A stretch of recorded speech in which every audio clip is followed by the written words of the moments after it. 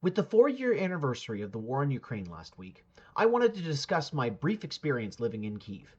No, it wasn't during the war, at least not this one. My wife and I spent 2 weeks living in Kiev during the summer of 2016. Our Airbnb was right downtown, right near Independence Square, and it cost less to live in this fully furnished apartment for 2 weeks than it costs to stay in a toiletless flat in Paris for 5 nights. The Airbnb owner instructed us that the building's entrance was right next to a McDonald's, making it easy to find.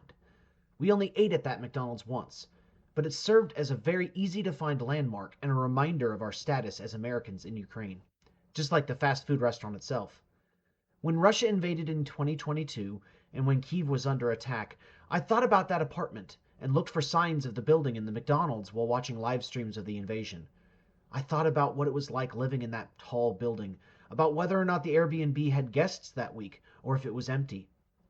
I didn't know which was worse, having guests who had to seek shelter or leaving it vacant and keeping the owner from earning a living. Probably the former. There was also a subway station right next door. It was deep, deep underground. It was designed and built by the Soviets during the Cold War to serve as a bomb shelter in the event of World War III. Ironically, it served to protect the people of Kiev during Russia's bombing and never during any American bombing. And so while the people who might have been guests or those living in that apartment building likely found safety and shelter in that subway station, I strangely enough worried about that McDonald's. I wondered if they even bothered opening, since their workers too would have to find shelter from the drones and missiles. I wondered if people would think it harsh to ask low-wage burger flippers to man the grills while Russian special forces were at that moment fighting to take one of Kiev's airports. Or maybe it would be a sign of defiance, that even the McDonald's could stay open, and you could eat that Big Mac while flipping a McBird to Russian helicopters flying overhead. The trouble is, McDonald's can't stay open forever, even if it wanted to.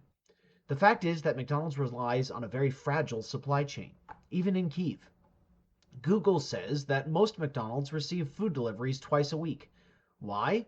They use a lot of it, and the buildings aren't very big. They don't have enormous fridges, and the patties might be frozen, but you still need to deliver them. But that's okay if the farmers deliver the food on time, if the factories process it on time, if the warehouses store and deliver it on time, and if there's no anti-tank mines blocking traffic. There's warehouses, factories, farms, truck drivers, and teamsters, and that's not even considering the people who actually work at the restaurant itself.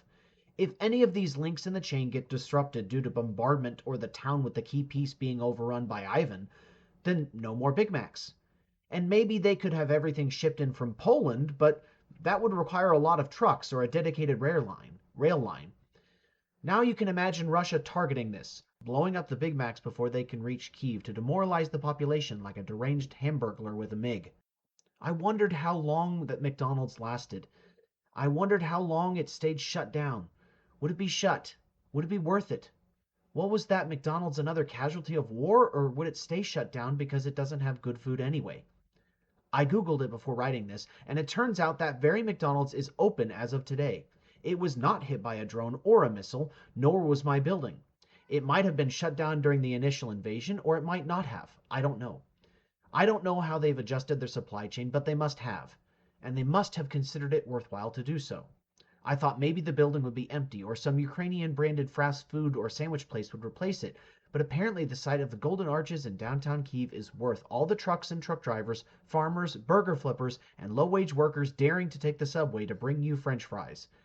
Just to know that, yes, the McDonald's in Kiev remains open. The one in Moscow, by the way, is closed.